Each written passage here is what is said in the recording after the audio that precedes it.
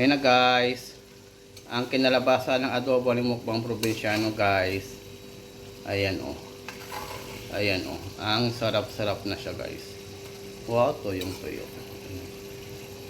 Masarap na siya guys. Ayan na. Oh. Ang sarap na. Pinirito siya guys yung pan. Mga sahog niya.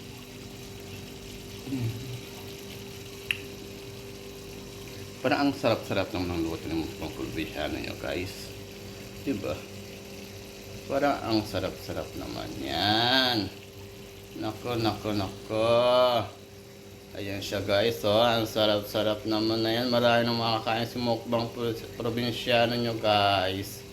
Masarap-sarap na naman yan ang pagkain ni Mukbang. Ayan siya guys. Masarap-sarap naman siya guys.